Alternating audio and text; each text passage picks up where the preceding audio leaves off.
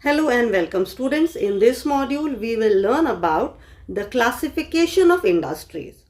So here industries have been classified according to different criteria, and on the basis of that, in this module, we will see that how industries are classified and on what basis. So let's start with it.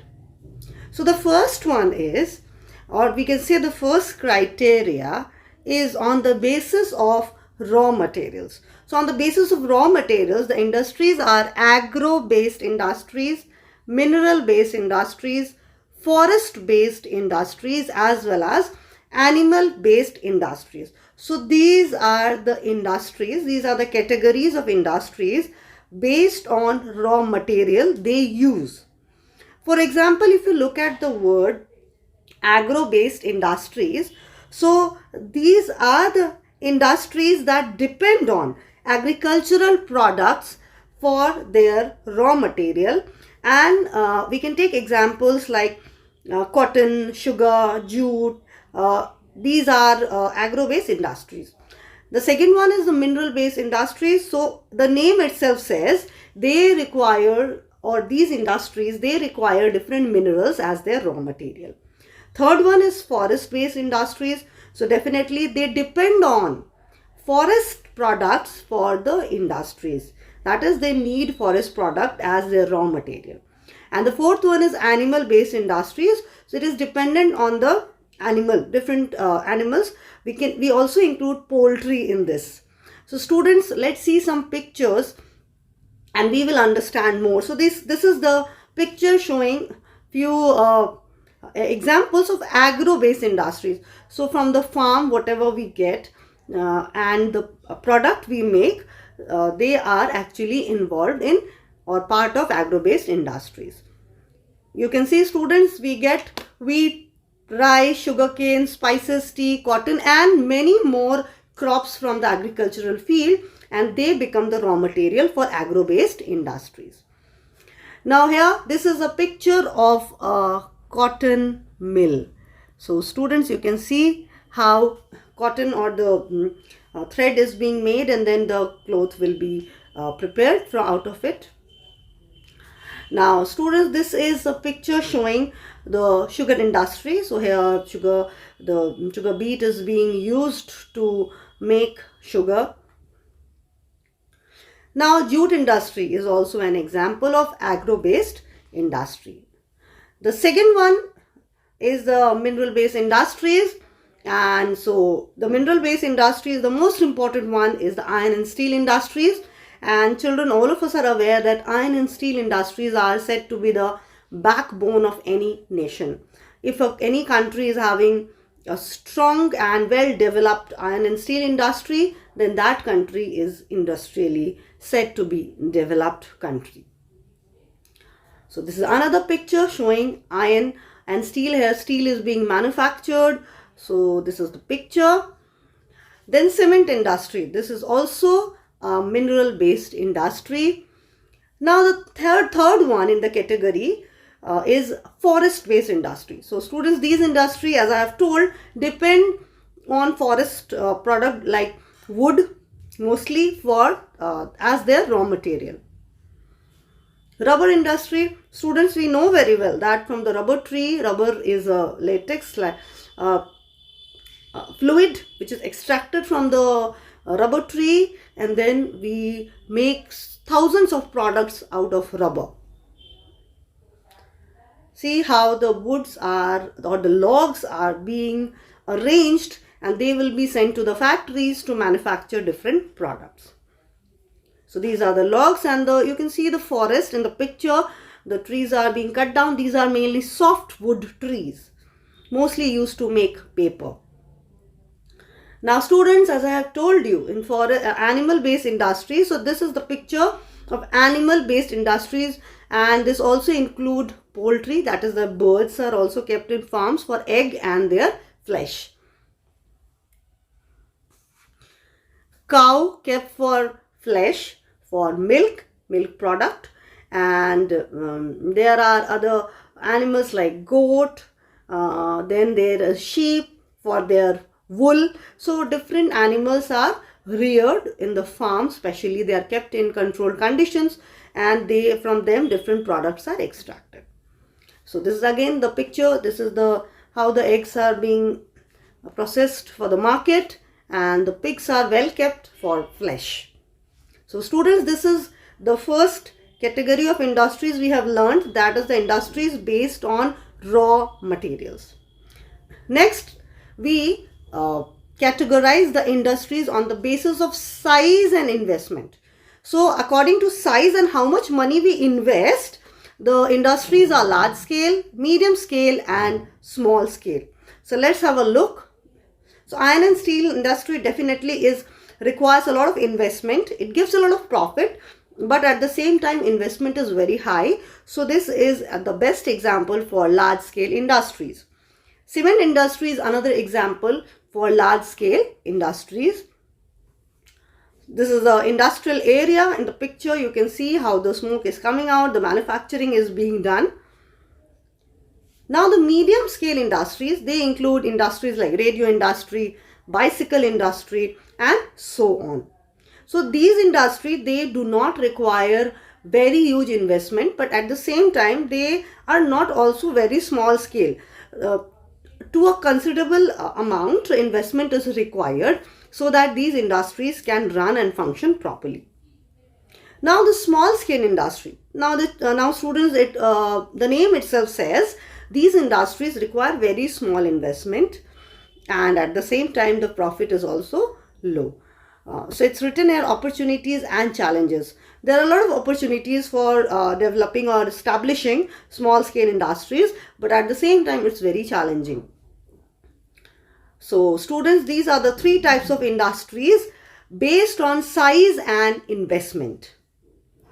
Now the third basis is on the basis of ownership. Who owns the industry? So first is the public sector, owned by government, private sector owned by entrepreneurs, joint sector owned by both government as well as private entrepreneurs, and the cooperative sector industries. So here students, in cooperative sector, group of people, they own the industry. They are the owners. The ownership is with a group of people, and they divide the profit also.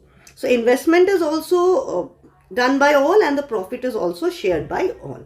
So students, these are the four types of industries based on ownership. Let's have a look. So in public sector industry, you can see the examples of SAIL, that is the Steel Authority of India Limited, BHEL. So these are the big industries. They are owned by the government. Then you are very well aware of NTPC Limited. So this is again comes under public sector. Now in private sector, we have like Tata Steel, we have Tata Motors. So these are owned by private entrepreneurs. Then in joint sector, as I said, the ownership is shared by both the government as well as individual or entrepreneurs. So best example is MTNL. Now students, as I said, the next category is cooperative industries. So farming cooperative societies, you can see it's written here. So here the ownership is it's owned by several people. As you can see in this picture, people, they share. The ownership means all of them invest money, and whatever profit comes, it is shared by everyone. That's why the name is cooperative. They need to cooperate. The fourth category is the industries on the basis of nature of product. So on the basis of nature of product, whatever product is being manufactured, is the product manufactured very heavy, or it is the small products are being manufactured. So heavy industries, they manufacture heavy products, whereas light industries, they manufacture small products and they are light in weight. So let's have a look. Iron and steel industry is the best example of heavy industries because these are bulky goods are produced. Now in light industries like the sewing machine, the bicycle industry, we have these are the examples of industries producing light industries. Now the next categorization is on the basis of finished product or function. So on the basis of finished products, the first one is the basic industry and the second one is secondary or consumer industry. So here students, you need to understand the meaning. In basic industries, the basic products are made and these products become the raw material for the secondary industry, or they are directly consumed by the industries or by the people. So there are two types of industries based on finished products or function. Let's have a look.